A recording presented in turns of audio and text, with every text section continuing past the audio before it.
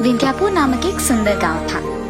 उस गांव में तापमान हमेशा ज्यादा होता था, इसीलिए उस गांव में किसान सारे खेतों में मिर्ची उगाते थे। उसी गांव में सुरेश और राधिका नामक पति पत्नी रहते थे। सुरेश उस गांव में कपास और मिर्ची के ही नहीं बल्कि खजूर भी खेतों में उगाता था, और ये वो उसके पिता से सीखा था। वो बहुत लालची था, हमेशा ज्यादा पैसा कमाने की लालच में रहता था, लेकिन उसकी बीवी हमेशा दूसरों की मदद करने में लगी पड़ी थी। जैसे उसके पिता ने सिखाया था, सुरेश खजूर के पेड़ों में हर 6 महीने में एक बार कीटनाशकों का इस्तेमाल करता था। उनकी अच्छा देखभाल करते हुए आए हुए खजूरों को बेचकर उन पैसों से वो खुश रहता था। ऐसे बहुत साल बीत जाते हैं। ऐसे ही एक साल उसे हमेशा से ज्यादा खजूर उसके खेत से मिलते हैं। वो देख वो बहुत खुश होता है और कुछ दिन बाद वो उन खजूर को उसके गांव में बेचने लगता है। खजूर खजूर, मीठे और ताजे खजूर, आइए बाबू आइए, 1 किलो सिर्फ 200 रुपयों में, आइए बाबू आइए। उसके ऐसे जोर जोर से चिल्लाने के बावजूद और कम दाम में खजूर बेचने के बावजूद कोई भी उसके पास नहीं आता है। ये देख वो बहुत निराश होता है और अपने आप में सोचता है, बहुत मेहनत करके मैं इन खजूरों को बेच रहा हूँ। इस साल तो पिछले साल से भी ज्यादा आया है, फिर भी कोई भी मुझसे नहीं खरीद रहा है। मैंने तो दाम भी कम कर दिया है, फिर भी कोई नहीं आ रहा है। न जाने क्यों इस सोच में पड़ जाता है। अरे हाँ, मैं अपने खजूर को सिर्फ गांव में बेच रहा हूँ, इसीलिए मुझे बहुत कम पैसे मिल रहे हैं। पर अगर मैं इन खजूरों को निर्यात करूँगा तो मुझे और पैसे मिलेंगे। और इतना ही नहीं, इस साल तो खजूर मुझे बहुत मिले हैं, तो मेरा और भी लाभ हो पाएगा। निर्यात करने पर मुझे बहुत सारे पैसे मिलेंगे। लेकिन अगर मैं एक ही बार में सारे खजूरों को निर्यात कर दूंगा तो मेरे पास कुछ नहीं बचेगा और पैसे भी नहीं मिलेंगे। इसीलिए मैं इनमें से आधे अभी निर्यात करूंगा और बाकी बाद में करूंगा। तब तक मुझे आधे के पैसों को संभाल के रखना होगा। ये फैसला करके वो वही करता है, आधे को निर्यात करके बाकी को उसके पास रख लेता है। ऐसे ही वो साल उन आधे खजूर को बेचकर आए हुए पैसों से बहुत खुश रहता है। इतने में अचानक कोरोना वायरस नामक एक भयानक व्याधि का फैलना शुरू हो जाता है। इसी कारण डॉक्टर सभी ये कह रहे थे कि सभी को बादाम, पिस्ता और खजूर खाने की बहुत जरूरत है। ये सुनने के बाद सुरेश भगवान का बहुत शुक्रिया अदा करता है, क्योंकि उसने उसके बाकी खजूर को बचा के रखे हैं। अरे यार, अगर मुझे पहले ही पता होता कि अचानक इस साल खजूर के दाम बढ़ जाएंगे तो मैं उस आधे खजूर को भी निर्यात ही नहीं करता था, उनको भी यहीं रख के उन्हें बहुत ज्यादा दाम में बेचता था। चलो, जो हो गया सो हो गया, उसके बारे में दुख होकर कोई फायदा नहीं है। अब मेरे पास जो खजूर बचे हैं उन्हें मैं बहुत अच्छे दाम में बेचूंगा। हाँ, ये फैसला करके उसकी सोच के मुताबिक ही बाकी खजूर को वो गांव में ले जाकर बेचने लगता है। खजूर खजूर, ताजे खजूर, मीठे खजूर, आइए बाबू आइए, 1 किलो का सिर्फ 500 रुपए, आइए बाबू आइए, जल्दी आइए। उसके ऐसे चिल्लाने पर 1 केजी का 500 रुपए होने के बावजूद सारे उसके पास आकर खजूर खरीदने लगते हैं। जब सुरेश की बीवी राधिका को पता चलता है कि सुरेश इतने दाम में खजूर को बेच रहा है, तो वो उसके पास जाती है और ये कहती है, अरे ये क्या जी, आप हमारे गांव वालों को भी दाम इतना बढ़ाकर बेच रहे हैं, ये तो नाइंसाफी है। ऐसे ही चलता रहा तो कोई आपके पास खजूर खरीद नहीं पाएगा।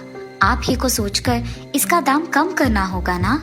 राधिका, मुझे किसी की परवाह नहीं है, मुझे सिर्फ पैसे कमाने हैं, पैसे, इसीलिए मैं इसे ज्यादा दाम पे बेच रहा हूँ। ये कह के सुरेश वहाँ से चले जाता है और फिर ऐसे सोचने लगता है, वैसे भी सभी मेरे पास 500 के किलो खरीद रहे हैं, तो क्यों ना मैं दाम बढ़ा दूं, सभी तो आके खरीदेंगे ही ना। ये फैसला करके वो अगले दिन से खजूर को 1 किलो 1000 रुपए में बेचने लगता है। गांव वाले फिर भी उसके पास खजूर खरीदते हैं। ऐसे कुछ ही दिनों में उसके पास मौजूद सारे खजूर वो बेच देता है। आए हुए पैसों से वो बहुत खुश होता है और अगले साल के खेती करने के लिए भी उसके पेड़ों का बहुत अच्छा देखभाल करता है।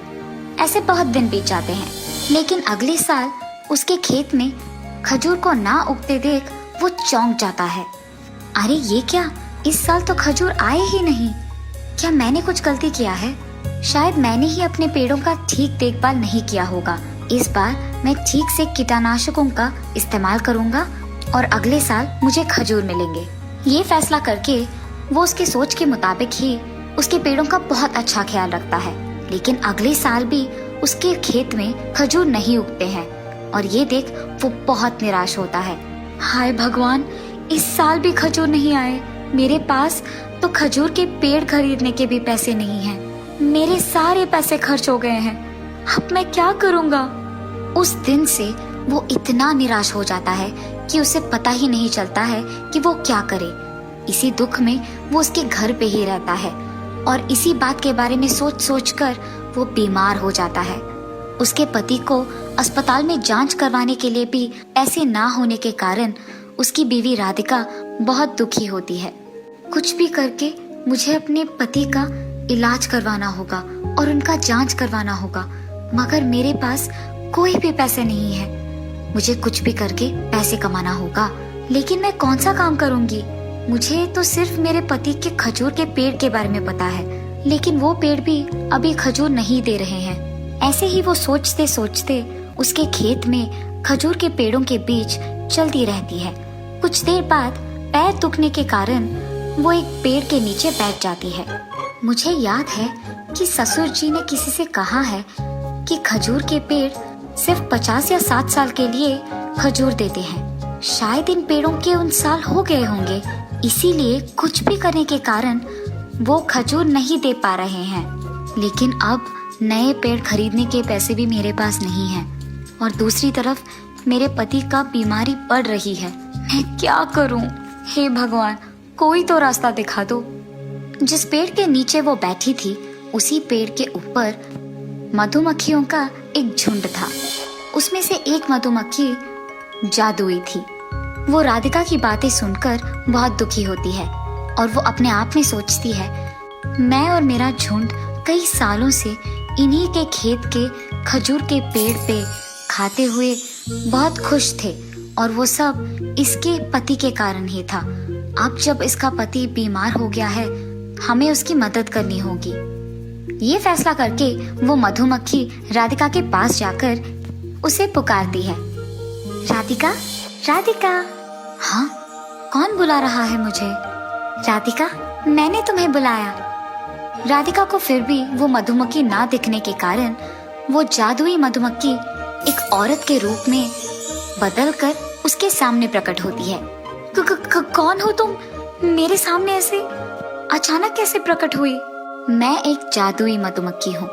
तुम्हारे पति के कारण मैं और मेरा झुंड कई सालों से तुम्हारे इन मीठे खजूर के पेड़ों पे जी रहे हैं और वो भी आराम से, और इसीलिए हमने फैसला किया कि आज हम आपकी मदद करेंगे।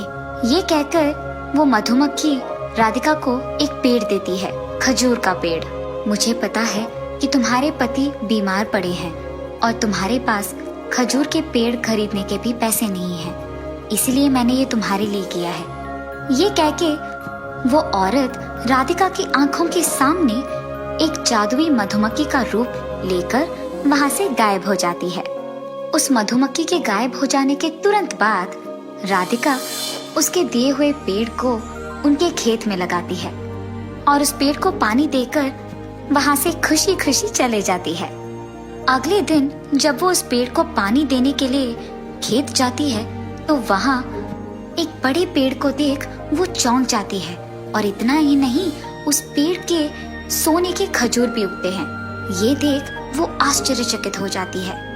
अरे ये क्या, इस पेड़ को लगाने के एक ही दिन में ये इतना बड़ा हो गया और इसके खजूर भी आ गए, और ये लग रहे हैं कि सोने के खजूर है। मैं इन्हें एक सोने के दुकान को लेकर एक बार दिखाऊंगी, तब मुझे पता चलेगा कि ये असली सोना है कि नहीं। उसके फैसले के मुताबिक जब वो एक सोने के दुकान जाती है तो वहाँ उसे पता चलता है कि वो सचमुच सोने के खजूर हैं। अरे ये तो सच में सोने के खजूर है माता। ये कहकर वो उन सोने के खजूर के बदले में राधिका को पैसे देता है। राधिका उन पैसों को लेकर खुशी खुशी वहां से उसके घर चली जाती है। घर पहुंचते ही वो उन पैसों को अपने पति को दिखाते हुए जो कुछ भी हुआ उन्हें समझाती है। उन पैसों को देख सुरेश बहुत जल्दी वापस पहले की तरह बन जाता है। उसकी बीमारी चली जाती है। राधिका को बेहद खुशी होती है कि उसके पति को अस्पताल में जांच करवाए बिना ही ठीक हो गए हैं। उसके बाद सुरेश को उसकी गलती का एहसास होता है और वो उसके लालच को छोड़ देता है।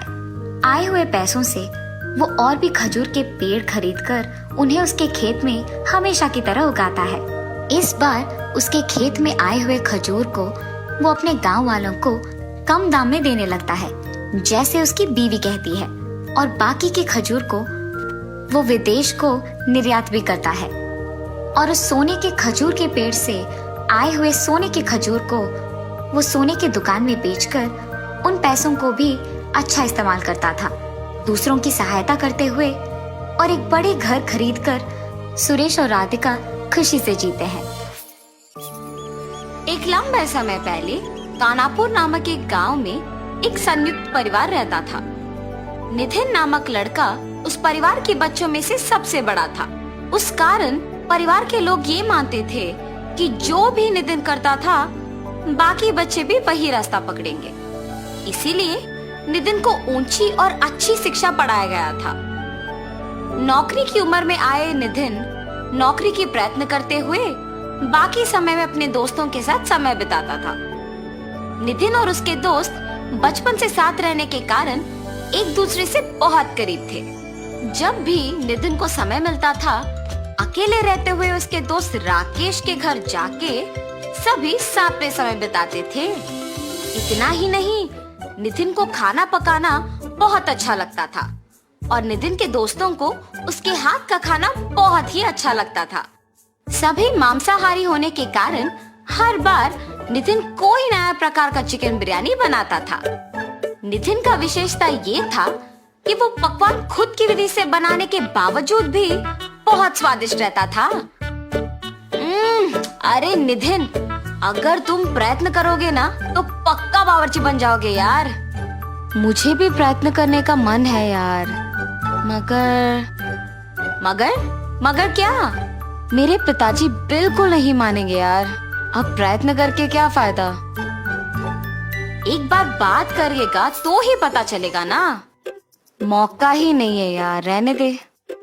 ये कह के वहाँ से वापस घर चला जाता है।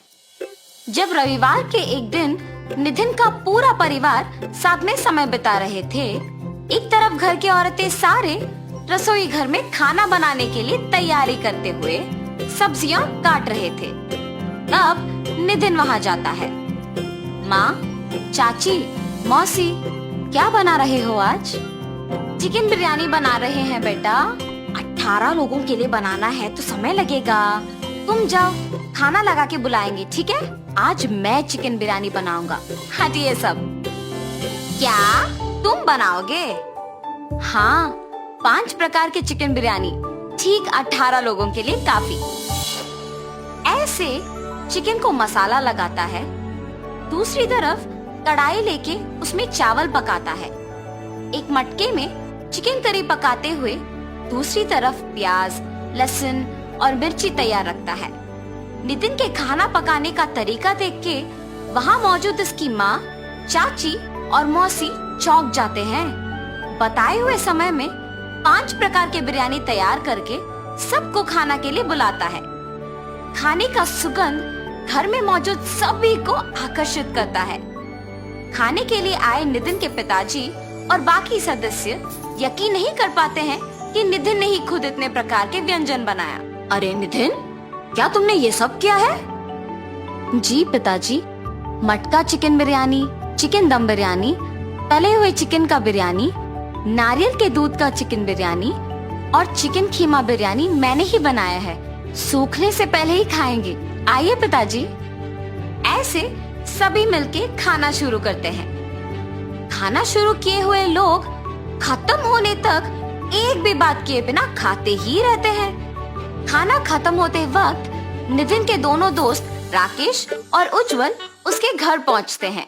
आते ही आहा, लगता है आज नितिन ने ही खाना पकाया है। तुम्हें कैसे पता है बेटा?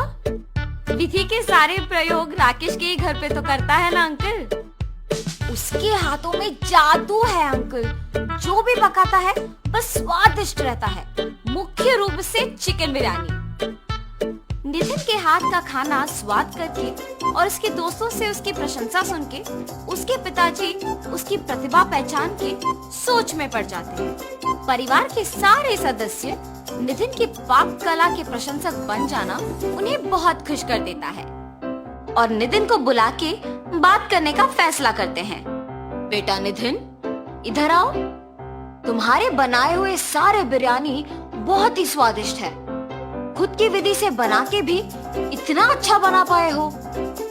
मुझे तो पता ही नहीं था कि तुम इतना अच्छा खाना पका सकते हो। अगर मुझे पहले पता होता कि तुम में इतना प्रतिभा है तो मैं तुम्हें बावर्ची बनाने के लिए प्रोत्साहित करता बेटा। पिताजी, सच्ची? मतलब आप जो कह रहे हो क्या वो सच है? यकीन नहीं कर पा रहा हूँ। भैया, क्या बात कर रहे हो आप? मेरे भी बच्चे अब बावर्ची बनने की ठान लेंगे। अरे जीजा जी, बच्चों का भविष्य अच्छा हो इसीलिए तो नितिन को इतनी ऊंची शिक्षा पढ़ाई है। अब आप कह रहे हो कि उससे बिल्कुल असंबंधित काम करो। हमें कुछ समझ नहीं आ रहा। घर के सारे लोग के ना मानने पर नितिन के पिताजी भी कुछ नहीं कह पाते हैं। नितिन को उम्मीद देकर तुरंत उसे निराश कर देते हैं। नितिन बेचारा कुछ नहीं कह पाता है और गम में अपने दोस्तों के साथ बाहर चला जाता है। तब नितिन के दोस्त, अरे नितिन, मेरे पास एक उपाय है। क्या है वो? अगर हम चुपके से एक बिरयानी का टेक अवे शुरू करें तो? वाह रे वाह, ये तो बहुत अच्छा सोच है। वैसे कहाँ लगाएंगे उज्जवल? कहाँ पकाऊंगा और कहाँ बेचूंगा? पकाना मेरे घर में करो, तुम्हें आदत भी तो है। और बिरयानी का टेक अवे हम उज्जवल के लस्सी के दुकान में ही लगाएंगे। खाना पकाने के लिए और बेचने के लिए क्या इससे अच्छा स्थान मिलेगा तुमको? हाँ, मगर निवेश, व्यापार का प्रक्रिया, ऐसे बहुत काम है। हाँ, हम सबके बचे हुए पैसों के साथ धीरे से शुरुआत करेंगे। पहले दिन के आए हुए पैसे ही दूसरे दिन का निवेश होगा और आगे के दिनों के लिए वही प्रक्रिया भी बन जाएगा। इतने शुभ काम के लिए परेशान क्यों हो रहे हो तुम? ऐसे तीनों दोस्त फैसला करके अगले दिन के लिए तैयारी करते हैं। राकेश और उज्जवल किराना चीजें लेकर आते हैं। नितिन राकेश के घर पे बैठकर नए व्यापार के लिए विधि और प्रक्रिया का तैयारी करता है। राकेश और उज्जवल मिलके लस्सी सेंटर में बिरयानी का टेक अवे बोर्ड लगाते हैं। अगले दिन सुबह नितिन राकेश के घर के लिए निकलता है। वहाँ मौजूद चाकू और बाकी सामग्री तैयार रखता है। नितिन उसका प्रतिभा दिखाते हुए सिर्फ उसके काम पे दृष्टि लगाते हुए स्वाद कम ना करके चिकन को मसाला लगाता है। चिकन दम बिरयानी के लिए मसाला लगाए हुए चिकन को थोड़ा सा तेल में फ्राई करके दही को ऊपर से डाल के रखता है। ऐसे ध्यान से सारे व्यंजनों को बनाता है। राकेश और उज्जवल को बुला के बिरयानी उनके साथ दुकान को भिजाता है। लस्सी पीने के लिए आए हुए लोग वहाँ बिरयानी का सुगंध अच्छा लग के बिरयानी खरीदना शुरू करते हैं। पहले ही दिन सारा बिरयानी बिक जाने पर नितिन को अपने आप पे भरोसा आता है और दूसरे दिन के लिए तैयारी करता है। ऐसे कुछ ही दिनों में उज्जवल लस्सी सेंटर में बिक रहे बिरयानी बहुत प्रसिद्ध होता है। ऐसे ही नितिन के पिताजी तक ये बात पहुंचती है। गांव वालों का उस बिरयानी के बारे में बात करना और प्रशंसा करना सुन के उन्हें शक आता है। उज्जवल को मिलके सच जान लेते हैं। बेटा को प्रोत्साहन करना उन्हें सही और जरूरी लगता है और इसीलिए नितिन को बुला के बात करते हैं। बड़े पैमाने पे पारिवारिक सामंजस्य नितिन के लिए चिकन बिरयानी टेक अवे का दुकान खुलवाते हैं। नितिन भी उसके पिताजी का भरोसा को बनाए रखता है और दिन ब दिन प्रसिद्ध होते ही रहता है। इतना ही नहीं, नितिन के परिवार के बाकी सदस्य उनके बच्चों के मामले में चिंता छोड़ के उन्हें खुद उनके भविष्य का निश्चय करने छोड़ देते हैं। बच्चों, आप भविष्य में जिस दिशा की ओर जाना चाहते हैं उसके लिए मेहनत करके अपना प्रतिभा दिखा के सफल होना जरूरी है। ठीक है, ऐसे बच्चे खुशी से कहते हैं। एक लंबे समय पहले एक गांव में जगन और सरस्वती नामक पति पत्नी रहते थे। उनका ऋत्विक नामक एक होशियार बच्चा भी था। उनके खुद का एक होटल भी था। वहाँ हर रोज स्वादिष्ट और अच्छा सुगंध आने वाला बज्जी बना के बेचते थे। ऋत्विक भी पढ़ते हुए उसके माँ बाप का मदद करता था। हमेशा की तरह जगन बज्जी बना के बेचने लगता है। आलू बज्जी, मिर्ची बज्जी, ऑनियन बज्जी, आइए बाबू आइए। ऐसे जोर जोर से चिल्लाने पर उस रास्ते में जाते हुए लोग सारे उस सुगंध की वजह से बज्जियां खरीद के जाते थे। ऋत्विक होटल में अपने माँ बाप की सहायता करने के बाद अपनी माँ को बता के कुछ बज्जियां अपने दोस्तों को खिलाने अपने साथ लेके खेलने चला जाता था।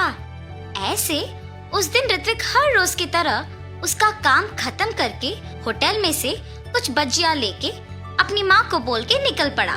बज्जियां लेके जाने पर भी माँ इसीलिए कुछ नहीं कह रही है क्योंकि मैं उनकी मदद कर रहा हूँ। मैं भी सिर्फ इसीलिए उनकी मदद कर रहा हूँ। मेरे दोस्तों के लिए काम करना ही पड़ेगा। ऐसे सोच के बज्जियों को लेके अपने दोस्तों के पास जाता है। मैंने ये बज्जियां आप सबके लिए लाया है, लेके खाओ। ऋत्विक, हमें ये बज्जियां नहीं चाहिए। क्यों?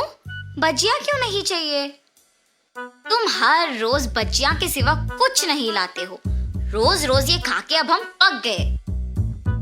हाँ यार, अब से तुम बज्जियां लाना बंद करो और हमारे साथ खेलने भी मत आओ। ऐसे मत कहो, मैं तुम लोगों के लिए कुछ भी करूंगा। अच्छा, तो फिर तुम्हें हम सब के लिए आइसक्रीम खरीद के लाना होगा। मंजूर है? तुम लोगों को आइसक्रीम खरीदने के लिए मुझे बहुत पैसों की जरूरत है। मेरे पापा भी मुझे उतने पैसे नहीं देंगे। कुछ और पूछो, मैं करूंगा। तुम इसीलिए सोच रहे हो क्योंकि तुम्हें अपने पापा से पैसे पूछना पड़ेगा ना? हाँ, उनसे बिना पूछे पैसे लेने का मेरे पास एक उपाय है। अगर तुम पक्का करोगे तो ही बोलूंगा। तुम लोगों के लिए मैं कुछ भी करूंगा। क्या है वो उपाय? तुम्हारे होटल में खाने बहुत लोग आते हैं। उस समय में तुम्हारे माँ बाप काम में व्यस्त रहते हैं, तो तब तुम जितने पैसे चाहिए उतने पैसे लेके आ जाओ। किसी को तुम पे शक ही नहीं होगा। कोई ये भी नहीं जान पाएगा कि पैसे गायब भी हुए। हाँ, ये भी सच है। कल मैं पक्का तुम लोगों को आइसक्रीम खिलाऊंगा। ऐसे अपने दोस्तों को कह के खुशी खुशी घर चला जाता है। अगले दिन जब उसके माँ बाप काम में लगे हुए थे, ऋत्विक किसी को दिखे बिना चुपके से पैसे लेके अपने दोस्तों के पास चले जाता है। मैंने कहा था ना कि तुम सबको मैं आज आइसक्रीम खिलाऊंगा। चलो जाके खाएंगे। ऐसे वो उसके दोस्तों को लेके आइसक्रीम बेचने वाले के पास जाता है और सबको आइसक्रीम खिलाता है। कल क्या चाहिए बोलो, मैं खरीदूंगा। कल तुम जो कहो वही चाहिए हमें। ठीक है, कल मैं तुम लोगों को मेरा मनपसंद खाना खिलाऊंगा। ऐसे कहकर वो घर चला जाता है। रात में सोए बिना अपने दोस्तों के बारे में सोचते रहता है। कल मुझे अपने दोस्तों को कुछ अनपेक्षित खिलाना होगा। मतलब मुझे कल और पैसे लेके जाना होगा। ऐसे ऋत्विक अपने दोस्तों के कहा मान के हर रोज अपने माँ बाप को बताए बिना उनके मनपसंद चीजें खरीद के देता था। आखिर में ये उसका एक बुरी आदत बन चुका था। हर रोज की तरह जब एक दिन ऋत्विक उसके माँ बाप के काम करते वक्त पैसे लेने गया था, तो उसकी माँ उसे देखती है। ऋत्विक, यहाँ आओ। हाँ माँ, क्या हुआ? तुम वहाँ क्या कर रहे थे? मैं कुछ नहीं माँ। सच कहो, मैंने तुम्हें पैसे लेते हुए देखा। ऐसे बिना पूछे पैसे लेना गलत है। क्या तुम्हें नहीं पता? तुम अब पैसे भी चोरी करना सीख गए। माँ, मुझे माफ करो। मैंने अपने दोस्तों के लिए ये सब किया है। आइंदा ऐसे कभी नहीं करूँगा। पहली बार है इसलिए कुछ नहीं कह रही हूँ। आइंदा ऐसे करोगे तो चुप नहीं रहूंगी। जी माँ। लेकिन उसकी माँ ये सोच में पड़ के दुखी होती है कि उसके बेटे को ये बुरी आदत आया कैसे। उसकी माँ को जब ऋत्विक ने ऐसे देखा तो वो तुरंत बदल गया। अपने दोस्तों के पास जाना बंद कर दिया। हर रोज अच्छे से पढ़ के अपने माँ बाप की मदद करते हुए रहता था। ऐसे कुछ दिनों बाद अचानक पैसों की पेटी में पैसे नहीं दिख रहे थे। उससे उसकी माँ को ऋत्विक पे ही शक आता है और जो कुछ भी उससे पहले हुआ उसके पति को बताती है। तब जगन और सरस्वती दोनों ऋत्विक के पास जाके पूछते हैं, ऋत्विक, पैसों की पेटी में पैसे नहीं हैं, तुमने ही लिया है ना? माँ, जब से तुमने बोला तब से मैंने चोरी करना बंद ही कर दिया। मेरे दोस्तों के पास भी जाना बंद कर दिया। मुझे उन पैसों के बारे में कुछ नहीं पता। बेटा, अगर तुमने उस पेटी से पैसे लिए हैं तो कह दो हमें, हम कुछ नहीं कहेंगे। अगर तुमने नहीं लिया तो पेटी से पैसे कैसे गायब हुए? किसने निकाला होगा? सच कहो ऋत्विक। माँ, मुझे सच में नहीं पता है कि पैसे कहाँ गए। इससे पहले मेरा पैसे लेना सच ही है, मगर मैंने वो सब बंद कर दिया। अब तो मैंने नहीं लिया। जब से पैसे खो गए तब से जगन और सरस्वती बहुत ध्यान से सब पे नजर रख के काम करने लगे। मेरे पास पैसे खत्म हो गए। कुछ दिन पहले एक होटल से बहुत आसानी से पैसे चोरी कर लिया था मैंने। वापस वही जाके पैसे लेके आऊंगा। ये फैसला करके वापस उस होटल को जाता है। बच्चियां खाके पैसे देने का नाटक कर रहा था और कोई ना देखने के समय में पैसे चोरी करने वाला था जब जगन उसे रंगे हाथ पकड़ लेता है। इतने उम्र के आदमी होके भी मेहनत किए बिना पैसे चोरी करते हुए शर्म नहीं आती? इससे पहले भी तुमने यहाँ चोरी किया था ना? वो चोर पिटने के डर से सच बोल देता है। मुझे माफ कर दीजिए, ऐसे कभी नहीं होगा, मेहनत से ही काम करूंगा। चोर को उसकी गलती का एहसास होने पर जगन उसे माफ कर देता है। ऋत्विक पे उसकी गलती के बिना शक करने के लिए उसके माँ बाप दुखी होते हैं। आप लोग दुखी क्यों हो रहे हो माँ? उस दिन मैंने तुम्हें तुम्हारी गलती के बिना शक किया और आज तुम्हारे पापा ने असली चोर को पकड़ा है। मुझे तुम पे शक नहीं करना था बेटा। मुझ पर शक करने की वजह तो भी मैं ही हूँ ना माँ। अगर मैं वो नहीं करता तो आपको मुझ पे शक नहीं होता। आपने मुझे मेरी गलती समझाया, इसलिए मैंने वो करना छोड़ दिया, वरना मैं शायद बड़े होके भी यही करता। आइंदा ऐसे कभी नहीं होगा माँ। तब से जगन होटल में सावधान रह के काम करने लगा। अलग प्रकार के बच्चियां बनाना शुरू करके उन्हें बेच के खुशी से जीने लगा। उनका व्यापार भी अच्छा चलने पर सभी खुश थे। तो इस कहानी का नैतिक क्या है? गलती चाहे एक ही बार किया हो, लोगों से भूला नहीं जाता। इसीलिए गलती पहली ही बार नहीं करना चाहिए। सोच समझ के कदम उठाना चाहिए।